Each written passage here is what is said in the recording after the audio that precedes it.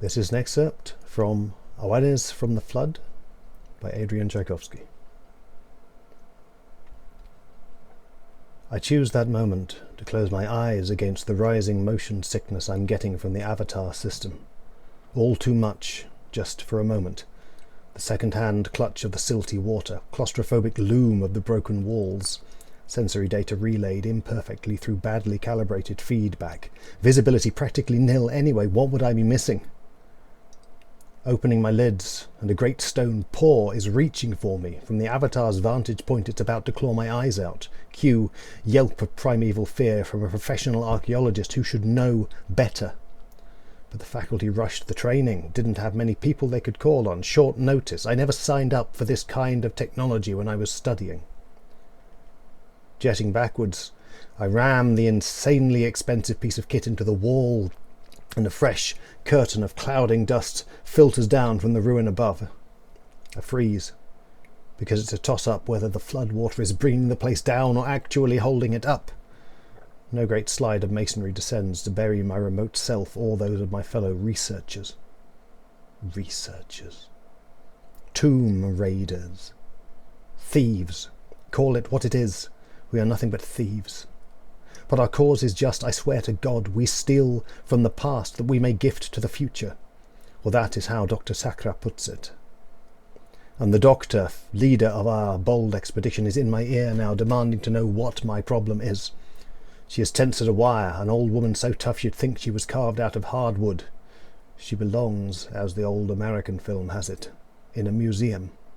But that museum is short of people with the daring to helm this kind of scheme, so here she is. On a boat. She's right behind me, could reach out and prod me in the shoulder with her iron-hard finger, except that I'm immersed in the avatar interface. I'm not here.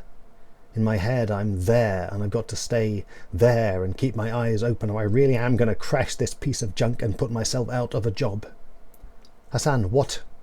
Comes Yasmin's voice. I'm seeing damage. Comms systems. Can you hear me? Majid's trying to say something too, probably not complimentary. He's had the most training on avatar rigs, military before demobbing into academia. He forgets that some of us only got 2 weeks practice before shipping out here. I'm fine. I get my bearings, turning the avatar about, finding that claw. A statue, of course, kneeling, winged, androgynous, of a style I'm more than familiar with. A thing of ancient Sumer, font of civilizations, cradle of myths. To the man who brought it and shipped it to Moulder here, just one more piece to add to an overstuffed collection. To us, priceless. And yet we must leave it. We couldn't possibly move so large a treasure. It's not what we are here for. Structural warning, more shift from the building. That's the third time. From Yasmin. Go, go, from Majid. I'm going. And I don't like the dark water swirling with suspended dirt. I don't like the sense of the weight. 3 floors of broken building hanging above us and our seismometers telling us of every little shift. But that's exactly the reason we have to go now. I've just got the bile of motion sickness swallowed down again when I run into the body and stifle a fresh yelp. Shame of embarrassing myself in front of the others looms larger than my revulsion. I master myself, press on. It's floating near the buckled ceiling, which is far too close overhead. A dog, I see, probably dead before it got dragged down here by the water, nibbled by fish, bloated and unclean. But I'm glad. I'm so very glad, because it could have been a human being. Because since the floods came and they redrew the state lines to exclude these disaster areas, plenty people over here have died.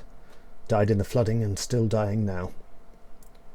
You should be close to the main repository rooms, comes Dr. Sakra's dry, calm voice in our ears. She's not piloting anything. She doesn't have a robot's senses crowbarred into her head, not sure where her hands are, where she's stepping. Easy for her to be calm and dry when she's not the one in the panicky dark water. I tried to pay attention to the map overlay she's feeding us. Majid's talking about air pockets, rooms holding out against the waters. Easier for us if so. Yasmin sounds detached. This model, they never quite finished converting it for underwater use, yes? Now you tell me this, I demand, and she cackles in my ear. Keep moving, Majid snaps, like he's in charge, still in the army. But I keep moving. The treasures of the ancient world pass by on either side, a corridor of exhibits on haphazard display. But what we're seeking never came out of storage these 30 years.